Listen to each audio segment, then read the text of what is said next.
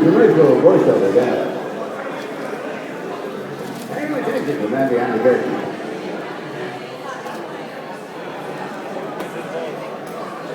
He's not suggesting.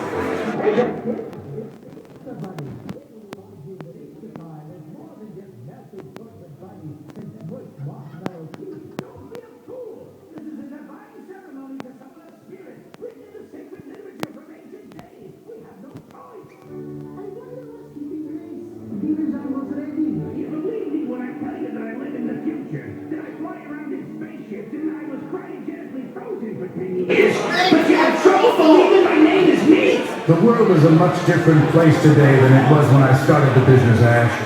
We just can't compete with airplanes and email. Before I brought you to this island, you were nothing but human garbage. But now, I have recycled you, given you work, sifting through the refuse that the city stupidly squandered. Age of the Voyage is the Starship Air Force One. It's like your mission to explore strange new worlds, to seek out new life and new civilization on Kenneth Star Trek. You know, you guys ought to get along better. How about something more dynamic? Perhaps a cruise like in Champagne? Hi, this is Tom Hill with 10-year-old on my patient. I understand what the bear about biting me when my lab was big to knock you back, and he gave you the job back. Well, in this case, I think we need to think about whether love is what came to the rescue. You may have got the drop on me, but a Star Warrior like Kid Cosmos don't surrender to nobody. He's here at midnight. He's here back not to lose. Then you give me a call. I need that to reach you. The creatures have freed themselves. They're more intelligent than we ever believed. Mike Pollock's voice was not hard in the making of this recording. The following voices you're about to hear are brought to you by the mouth and mind of Mike Pollock. They are intended for immature audiences. No assembly required. Parental guidance is not suggested. Hey there, kids. It's the Easter Bunny. Here to remind you that Easter time is more than just melted books and buttons. That was supposed to be not really supposed to be first. That's the weird happy side. Here's the serious side, the commercial voiceover demo. About numbers. It's like one minute you're 35, and the next thing you know, bam, you're 29. Well, here's a number you'd be happy to admit.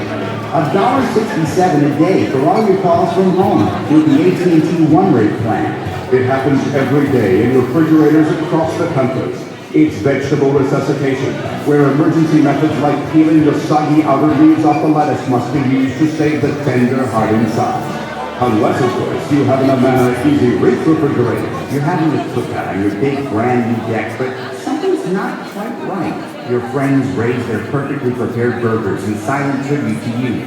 Then reality sets in and it hits you. You don't have a deck. You could, though, with a home equity line of credit from PNC Bank. Arden Court specializes in caring for people in the early to middle stages of Alzheimer's. You have the expertise and experience to simplify and enhance your loved one's life, and to help you find the peace of mind you deserve. Now, that's shameless self-promotion. This is the Scotty Duck. I'm not only a customer, I'm also a spokesman. The funniest iPhone commercial yet, please. The funniest iPhone commercial. Get that frickin' point already! The island is spent! Which is a commercial that I formed in like this. This is the best. The Scotty best. It looks cool on the outside, but the difference is inside. Let's say you get a text message. Your tight pockets let you respond without fumbling. Finding it hard to concentrate? The patented personal area network lets you turn on some tools without getting tangled with info marks. You don't even need to take out your iPhone or iPad to play your music. Or make a call. Or do any of the other 7,000 things the iPhone can do. But how can a Scotty Duck help when you're going out? It won't remind you to take your keys, but they'll be neatly attached to the extendable keyboard. Oh, and you'll need a GPS to find your way back. And a flashlight if it gets dark, unless you're going far enough to need a passport. money in a safe place, and all your credit cards. Now if it's hot, you'll need to hide it, or at least bring something, unless you're the one flying the plane. But if you're not a pilot, why don't you just read something on your Kindle, or write something in your netbook, or watch a movie, or make a movie, or, I don't know, staple something, or bring a CD, or do your taxes, or a hard drive, or a laptop battery, or a pocket knife, or a tape measure, or some wire cutters, or a cigarette lighter, or a railroad spike, or do some arts and crafts. Or play with a Chinese or ping pong, or watch some TV, or a stick of dynamite. Dynamite? Okay, maybe not that one. Now, I'm not going to tell you what to put in the front of your pocket of your study vest, but the options are endless. I see people carry dogs, portable legs, picnic lunches, tents, you name it. There's a pocket for just about anything. So you're probably wondering where you can get your own Scotty vest. Well, you can order them at Hedgehog, or visit www.scottybest.com. What would you carry if you had 22 pockets? Scotty Best pockets.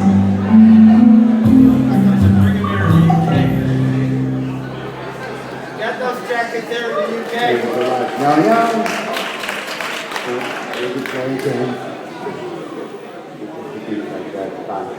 Now, I know we've got a handful of people in the audience that remember Ultimate Muscle. Thank you so much. You may remember this promo for Mr. Cheese. For his visit, he got the butt, and so he works really fine. By order of the Foxbox censor, Mr. Cheeks will not be hosting the Foxbox. How this butt-faced wrestler was ever chosen in the first place is beyond us. So please, accept our apologies. What? Is this because I am French?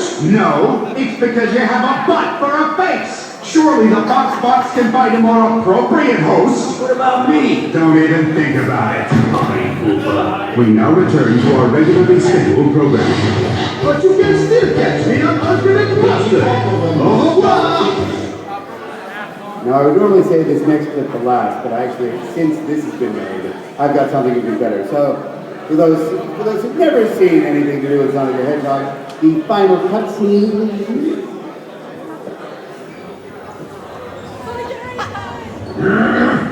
Are you sure you saw a door over here?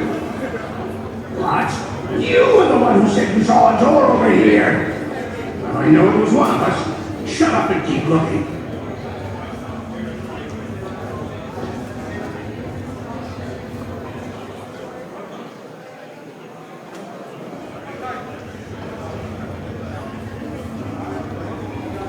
What time is it?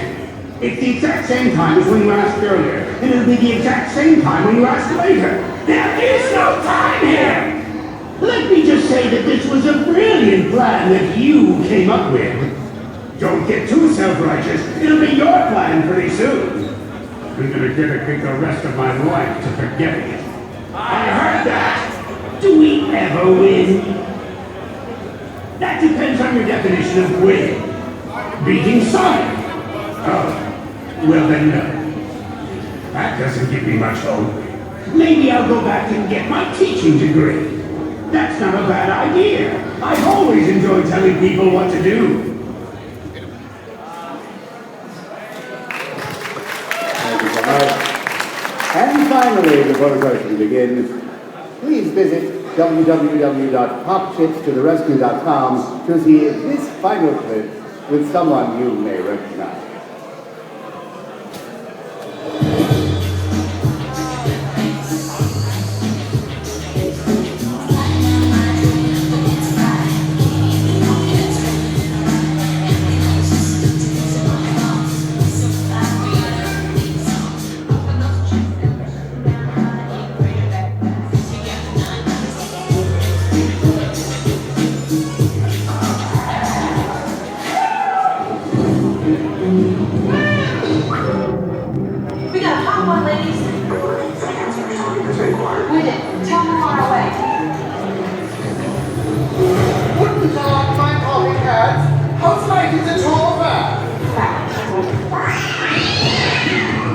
What do you want, fat cat? Let's take our things here. What's reasons there, baby? Fat Fatty Snacks will soon be in there.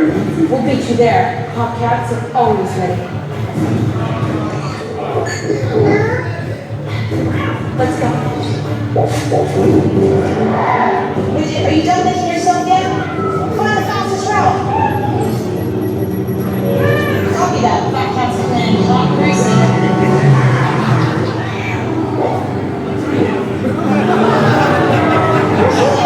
Let's kill.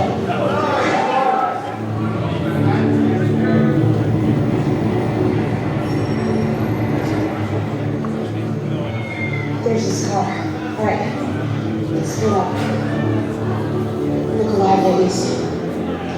All cats work.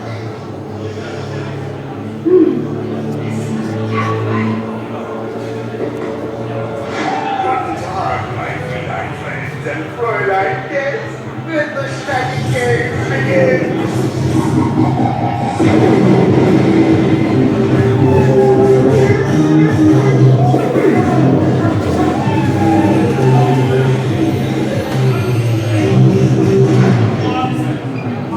Is that the best you've got, fat cat? Look, Katie is a kitty too.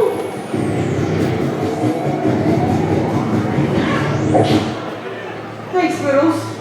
Behind snacks on that cat's back checks. You will never topple my empire. Your monkey heart abloat. It's over for you, fat cat. Get your greasy paws up. Not so fast, Katy Perry. I heard you like the fireworks. Huh? Why didn't we explode?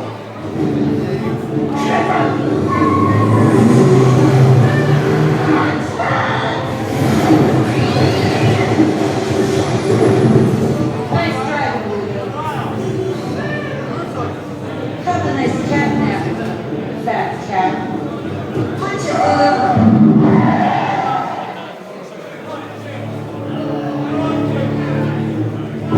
It's not the end.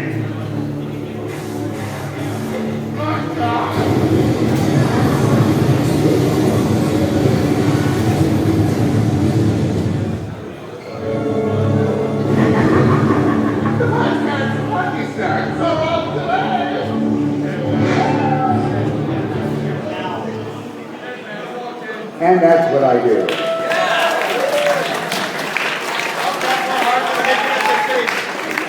But enough about me, let's talk about me. I'm here to answer questions. If you've got Q's, I've got A's. Stage action review is called for line, which when you're sitting with a script in front of you is stupid, so I do it. Line! And someone was asking me the other day in the session, why do you do that? 'Cause it's funny! But I'll just burst into show tunes! Stupid stuff. Okay. Yeah. What got you into voice acting? I've been a radio fan ever since I was a child, back when radio was better. And I grew up listening to wacky stuff, radio dramas, and wacky disc jockeys and their voices. And I realized something just caught my ear with the way they could paint a mental picture on the radio. And obviously as a child watching cartoons and hearing all the legends of Mel Blancs of the world and Don Butlers, and thinking, I can kind of do that. So I got into radio for a while.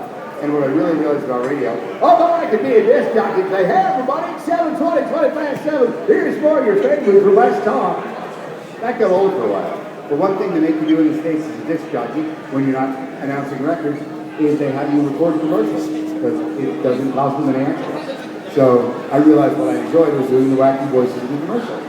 And eventually, radio started to turn very corporate and less friendly to individuals. So I left radio and started doing voice acting full time.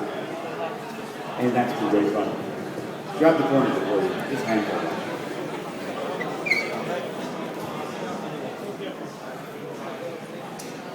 Mr. Pollock, yes, we've got a personal request for you, and feel free to say no. This is so sudden. We're working on a comedy video together that's based on London Anime Con, and I was hoping if you could read from 50 Shades of Grey in Eggman's voice. I can't do an Eggman's voice without getting into trouble. But Meat's been off the air for 10 years. I can do Meat's voice. We'll go for that.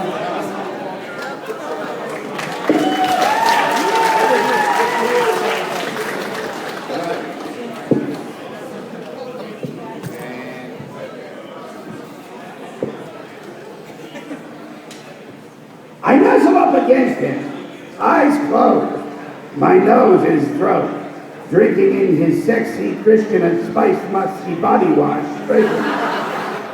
My head on his shoulder, I let my mind drift, and I allow myself to fantasize that he loves me.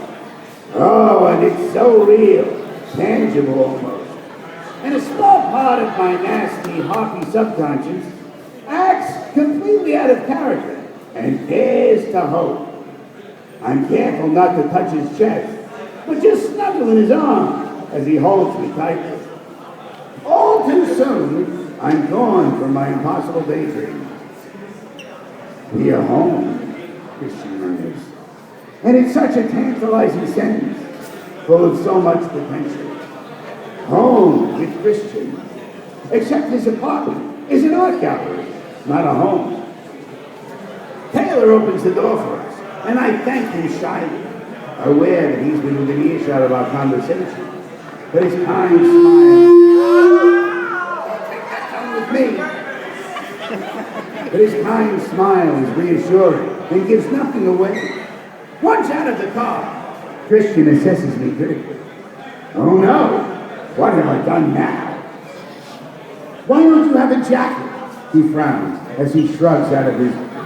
as he shrugs out of his and drapes it over my shoulder. Relief washes through me. It's in my new car, I reply sleepily, yawning. He smirks at me.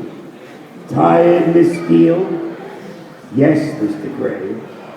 I feel bashful under his teasing scrutiny.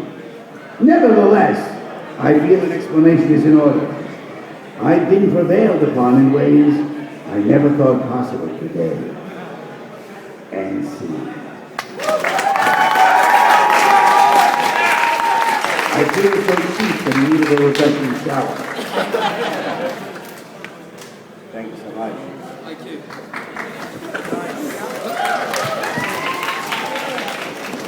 Next, question. Question who got another eye? I'd like to apologise because I grew up thinking the name was Mike Pollock. I didn't even know what it meant back then. All right then. And also, who's your favourite voice actor? Not including myself. I would be tempted to say Mel Blanc, but I'm actually thinking if I had the choice of anyone in the world, Bill Scott, the voice of Bullwinkle and Dudley Do-Right and Mr. Peabody and the classic J Ward characters from my childhood. Not only did he perform the comedy brilliantly, just the voices were so perfect for those characters. And I had the pleasure when I was in high school and had nothing better to do other than track down celebrity. I spoke to him on the phone. Possibly one of the finest 5-minute phone conversations of my life. Hey, Rocky! That wasn't very good. Question.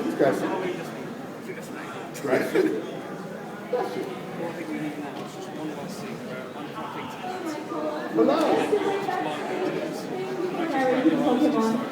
Thank you. It was only for a couple of years, but it was my pleasure. So, Pokemon is my childhood. Thank you.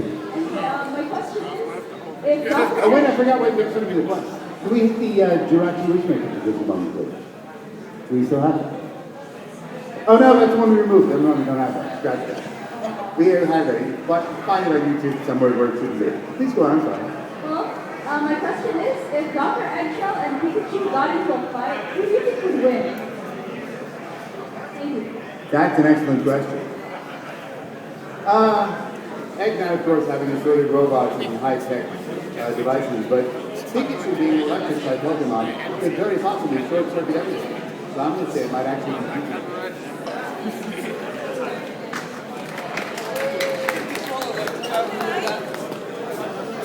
Question. So, for stunt casting, it's hysterical. Especially for me, which this is my normal voice, and having the voice of a woman is also hysterical. Women playing young boys, there are a technical reason for that, and that's women's sports. And not only sound like a boy, but they don't age. So if you had a boy playing Ash and Pokemon, after a couple of years, I am Ash from Pokemon. Not gonna work. So it's funny to have men playing women, and it's practical for women to play young boys. So gender bending is allowed.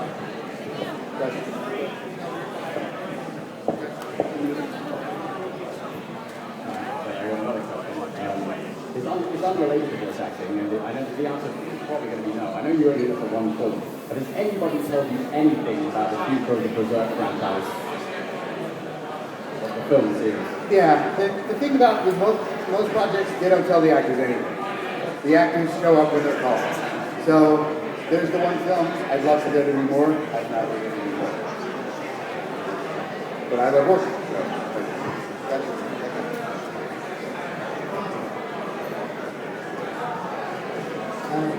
Just going back a little bit, you mentioned when you started career voices, it was on radio. How did that go? Did you literally just walk up to the radio station and bang on the door for the radio job? Or? Almost. I had 2 radio jobs.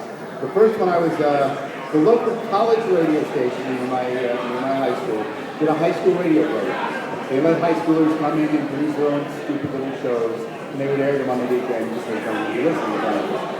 So I was involved in the high school radio program. I was also a caller on a quiz show that was on a different college radio station. And I was involved in one as a caller, and that show was eventually canceled from that one radio station.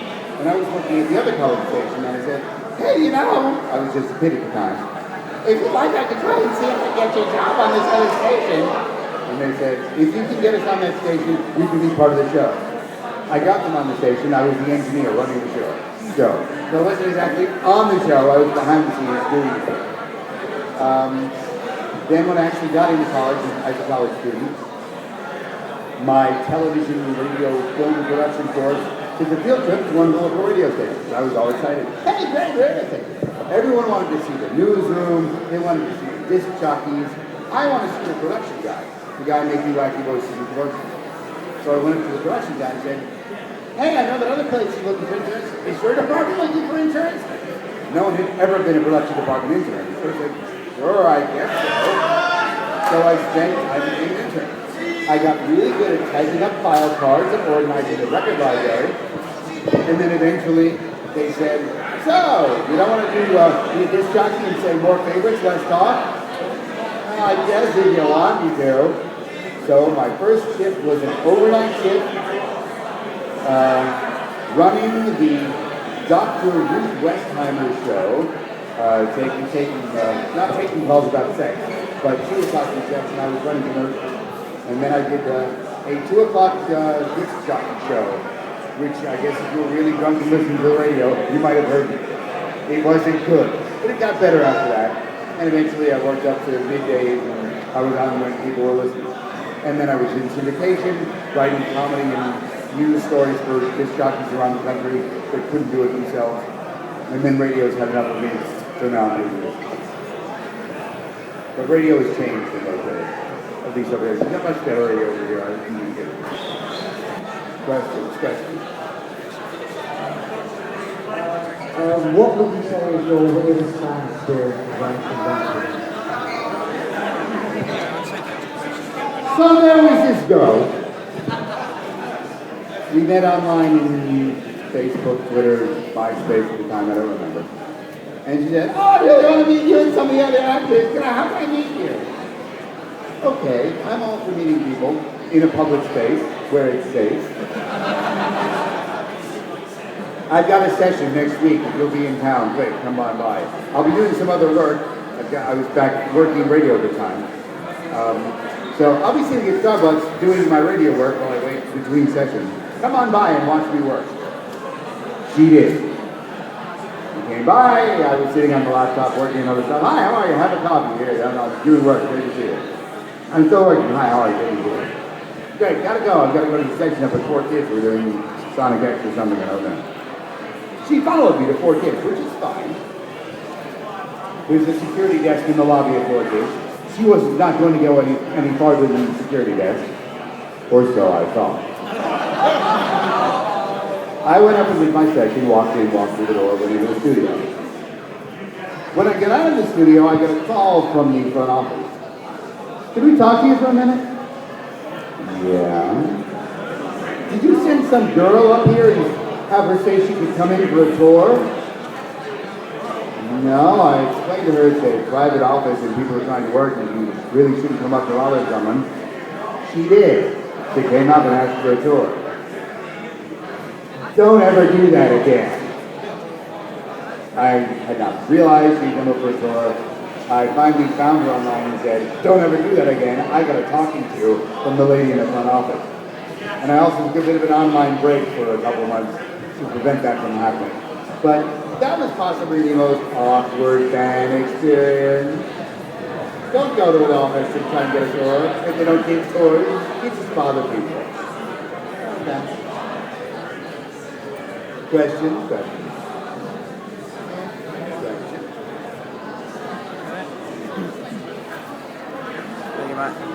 So, hi Mike. So I'm quite a fan of reading your the latest deadlines that you do on your blogs. So where did you come up with the idea of sort of starting with that?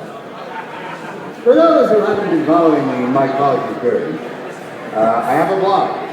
It's called thelatestdeadlines.blogspot.com. And when celebrities die, I make jokes about them.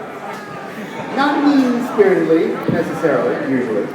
But mostly because when I was working in radio, there's a lot of dark humor in radio. When tragedies happen, you make jokes. The Challenger space shuttle disaster comes to mind. I was in the radio station at the time, my college radio station. And the inevitable gruesome jokes came up. I said, well, that's an interesting coping mechanism. Then for me, it turned not so much a coping mechanism, it's just the way my comedic mind is always working. They just kept spewing forth. So one day I just had the brainstorm of, I've never had a reason to blog. It just might be fun to collect on a blog. And I've done that. I've also noticed that as my fan base, as you can see from the people here, tend to skew younger. Most of the people that tend to die tend to be older people. The younger kids have no idea where they are. So most people pay no attention because they don't know who all these dead people are. But then you get all the Amy Winehouses of the world, and then people go, oh, you people cruel man! People are sobbing and you're in a terrible pain of the death of Amy Winehouse. Yes, because you know who Amy Winehouse is, young person, and you come to me with your hatred and vitriol. And I appreciate that. The Glee guy, Mr. Monty, he passed away. I got some hate messages on that, because people who are young and are reading blogs suddenly, wow, they know who he is and they're upset. But it's not anything that I do out of meanness, it's just, I find humor in weird places. And so I find wacky headlines about, if there were headlines published about these people's deaths, and they were funny, there's that. So it's an outlet for me and a couple of my friends. Thanks for being one of these 7 people who read the blog.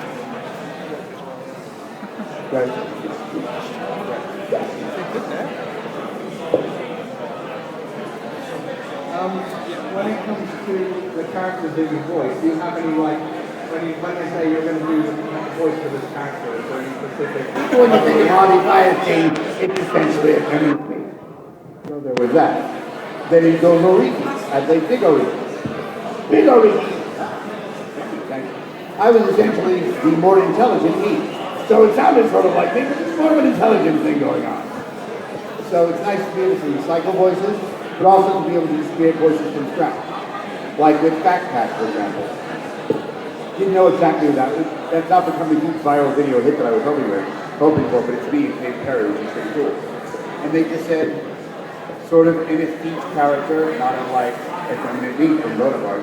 So I said, obviously they want German.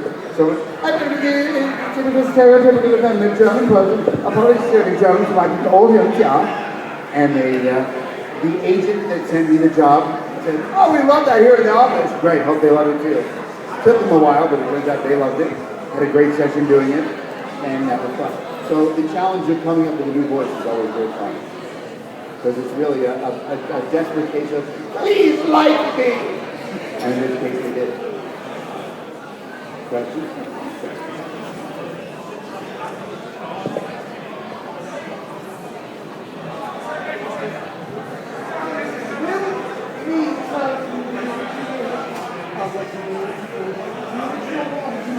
Beat up comedian, and And will you use the word compete? Excellent question. Probably after this many years, probably not. I can't imagine anyone that would be interested in that because 4Kids has since dissolved and become part Konami and part other stuff, and all the old multi-muscle titles have gone to some other entity. The reason that Ultimate wasn't done originally, as the original Ultimate also for 4Kids, it really was too dark and too adult and couldn't be childrenized to fit their audience. So the hatred that many of you may have experienced towards 4Kids is because they localize stuff and Americanize stuff entirely too much. So it's not Japanese enough for the hardcore Japanese anime fans, and it becomes they're playing towards the American and ultimately the international kids audience, not necessarily anime fans. So if 4Kids couldn't take something and turn it into something really kid friendly, they weren't going to bother. If it were to happen, I'd love to be part of it. I don't see that as happening. Question? Question.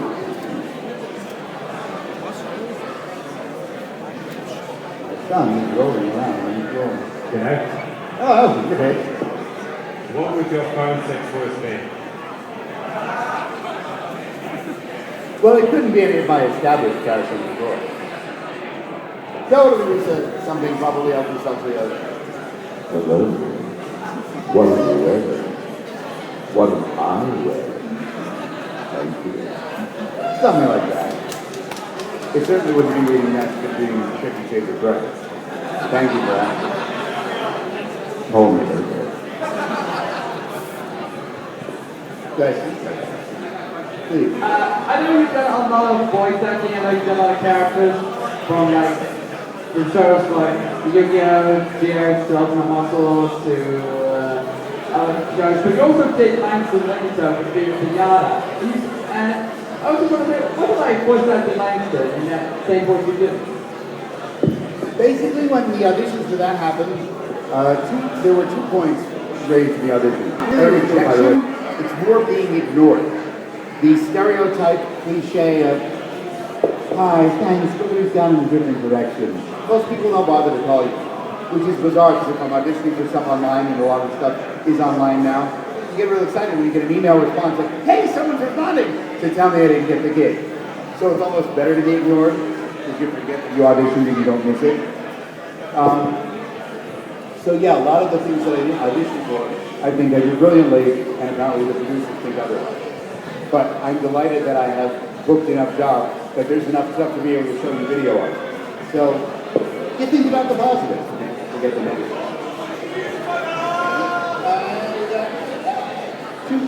2 minutes. 1 5. Last orders, please.